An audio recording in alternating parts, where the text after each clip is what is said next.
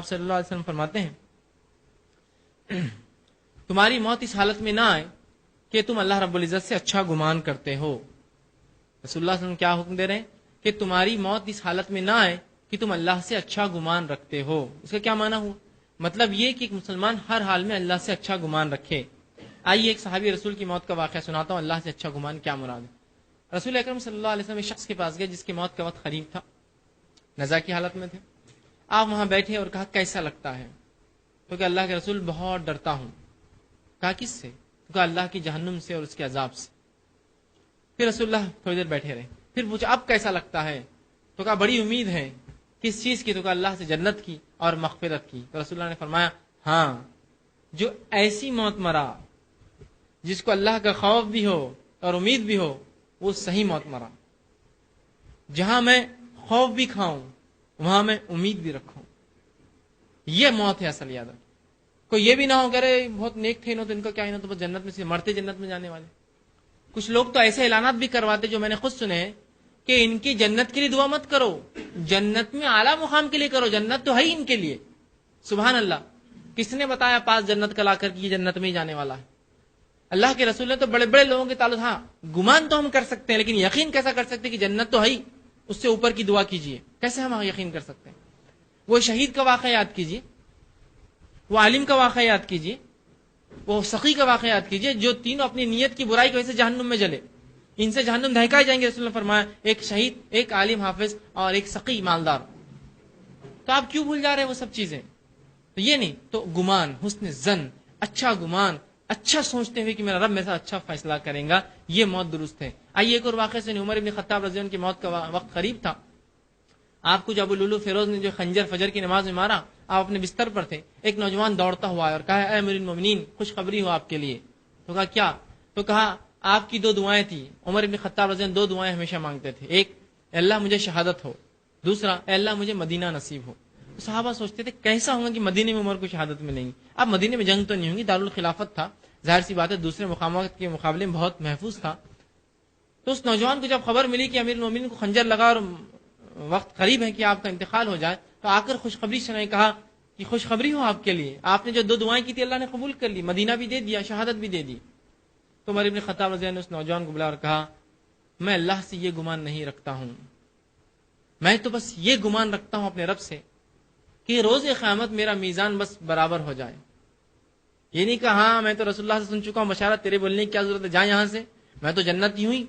وہ نہیں کہا. دیکھیے یہی حسن ظن تھا, جہاں ڈر رہے تھے جہنم سے وہیں امید تھی جنت کی. تو یہ کہا میں تو اپنے رب سے یہ نہیں بلکہ صرف یہ گمان کرتا ہوں کہ میزان بس برابر ہو جائے, بس اتنا ہو گیا تو میرے لیے کافی. عمر بس یہی توقع کر رہا ہے. لیکن ہم دیکھیے کچھ لوگ ہمیں مطلب کس حد تک غرور اور تکبر میں ہو گئے کہ یہ کہتے ہیں کہ ان کی جنت کی دعا مت کرو, جنت میں اعلیٰ مقامات ہی کرو, جنت تو ہے ہی ان کے لیے. میں یہ پوچھ رہا ہوں کس نے سرٹیفکیٹ ایشو کیا آپ کے لیے کہ جنتی ہے؟ گمان تو رکھ سکتا ہوں میں, اور ہر گمان کے بعد بھی مجھے دعا کرنا پڑیں گے اللہ اس کو جہنم کی آگ سے بچا اور جنت میں اعلیٰ مقامات دے. لیکن کوئی یہ کہے نہیں جہنم کا سوچو مت ان کے بارے میں, یہ تو جنتی تھے ہی نہیں ہے. یاد رکھیے درست نہیں. تو امید, تو اللہ کے فرماتے ہیں تمہاری موت اس حال میں آئے کہ اللہ عز و جل کے ساتھ تم اچھا گمان رکھتے ہوئے مرو, کہ جہاں جنت کی طلب ہو تمہارے دل میں وہیں جہنم کا خوف بھی رکھو, لیکن اچھا گمان رکھو کہ میرا رب جو ہے میرے گناہوں کو معاف کر کے انہیں ڈھانک کر مجھے جنت ضرور عطا کریں گا. ٹھیک ہے, تو سب سے پہلے یہ جو ہے اسی طرح اب بیماری بھی ختم ہو گئی, اب مرض الموت, بالکل اب جو ہے موت کا وقت قریب آ گیا کہ انسان کی. اب تب ہم کیا کیا کریں؟ انشاءاللہ چند باتیں رکھ کر, کچھ باتیں پھر بعد میں رکھوں گا. جب کسی کی موت کا وقت قریب آ جائے تو اس سے نیکی کی تلقین کرے. موت کا وقت آ جائے تو نیکی کی تلقین کرے. اب یہاں جو گڑبڑ ہوتی ہے وہ دو گڑبڑ, بالکل اس سے بچیے آپ. پہلی غلطی, وراثت کس کو کتنی ملے گی کبھی مت پوچھیں ان سے. شریعت نے بتا دیا وراثت کتنی ملنے والی, اب پوچھنے کی ضرورت نہیں اس کو بیٹے کتنا اور بیٹی کو کتنا. شریعت نے بتا دیا, اصول بتا دیا وراثت کے, یہ اور یہ بس اتنے کا وارث انسان ہوگا, لڑکی اتنا, لڑکا اتنا, بیوی کتنا, ماں اور فلاں, بتا دیے پورے اصول. دوسرا, موت کا وقت ہے, کھلانے پلانے کا کیا چکر تھا مجھے سمجھ میں نہیں آتا. دودھ پلاؤ, پانی پلاؤ, زمزم پلاؤ, اس کی موت کا وقت قریب ہے, یہ پینے اور کھانے کا وقت نہیں ہے. اب کتنا بھی پلانے سے کچھ ہونے والا نہیں ہے. خام و خواہ کے اس کو کلمے کی تلقین چھوڑ کر پانی ڈالتے ہیں, حتیٰ کہ حلق میں انگلیاں ڈالتے اور دیکھتے پانی اتر رہا نہیں اتر رہا. کیا عجیب بات, سمجھ میں نہیں آتا. امت کو اتنا بھی کیا ہے, علم اتنا کمزور ہو چکے ہیں کیونکہ یہ اصول نہیں معلوم کہ ابھی تلقین کا وقت ہے اور منہ میں کچھ ہونے سے کیسے پڑیں گا کلمات وہ. رسول اللہ نے فرمایا جب کسی کی موت کے قریب آئے تو رسول اللہ نے فرمایا، مسلم کی روایت ہے، اپنے مرنے والوں کو لا الہ الا اللہ کی تلقین کرو۔ اب اس تلقین کے لیے سب سے پہلے میں کیا کروں گا؟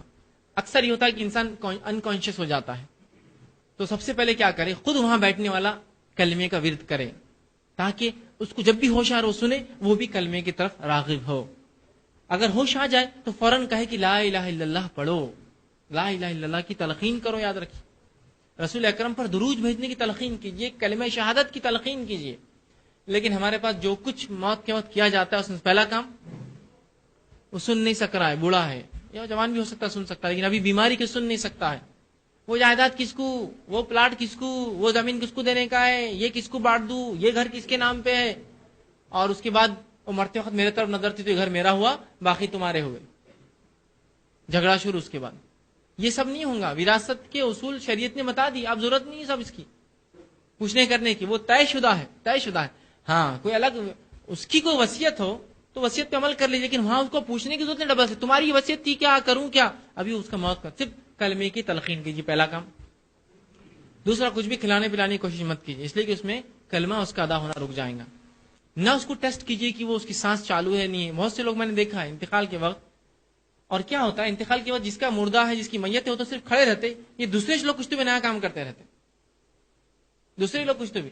مثال کے طور پر ایک جگہ میں نے دیکھا ایک شخص کا انتقال ہو گیا، اور ایک آدمی کو لایا گیا، چونکہ ان کا پیٹ بڑا ہو جا رہا تھا، ایک آدمی کو لایا گیا۔ جب اس آدمی کو لایا گیا تو کہا رہے پیٹ بڑا ہو جا رہا ہے ان کا، یہ بہت خطرناک بات ہے۔ انہوں نے کہا کیا کرنا پڑا؟ ارے میرے پاس 2 منٹ میں اس کا علاج کر دیتا ہوں، ٹھیک۔ اور اس شخص نے کیا کیا، 3-4 آدمیوں کو بلایا، ٹھیک، اور اس میت کو کہا اٹھاؤ اس کو، اٹھاؤ، ارے اٹھا کے بٹھاؤ جی، بولے اس کو مردہ آدمی ہے، اور اس کو کمر سے اٹھا کے بٹھا دیے، جو کہ بہت مشکل ہوتا ہے، مرا ہوا آدمی ہے، اس کی پورا جسم سخت ہو گیا۔ اب بولے اس کو پیٹ دبانا پڑتا، بولے یہ کیا ہوتا، بولے گیس بھری ہوئی رہتی، بولے اندر گیس نکل کے پیٹ اندر ہو جاتا۔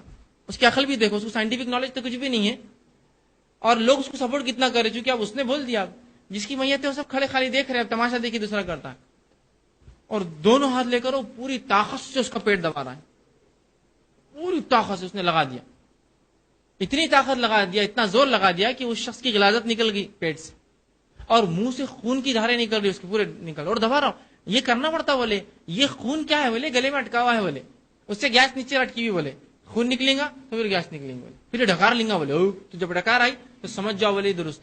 اور اتنا دبایا، اور اس نے ایک تش منگایا، اور میں سمجھتا ہوں 2-4 لیٹر خون نکالا اس کے منہ سے، دبا، مجھے لگتا ہے اس نے اس کے آتے بھی پھاڑ دیا، اتنا طاقت سے۔ اب ظاہر سے آتے وہ مردہ کیا بولے گا، کہا ہاں یہی طریقہ رہتا، اور اب جب بھی ایسا کوئی مردہ رہنا میرے کو بلانا، بولے گلی نمبر فلاں میں رہتا، بولے میں سب کی ہوا نکال دیتا، بولے مردوں کی، بولے سب کو درست کر دیتا۔ سبحان اللہ۔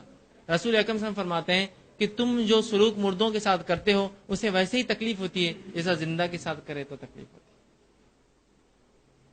کیسا عجیب معاملہ ہو گیا ہمارا، ہے نا؟ لا علمی یہ نقصان دیتی ہے کہ ہم ان کو بھی تکلیف پہنچا رہے، بیچارے مر گئے، ان کو بھی ہم سکون نہیں لینے دے رہے۔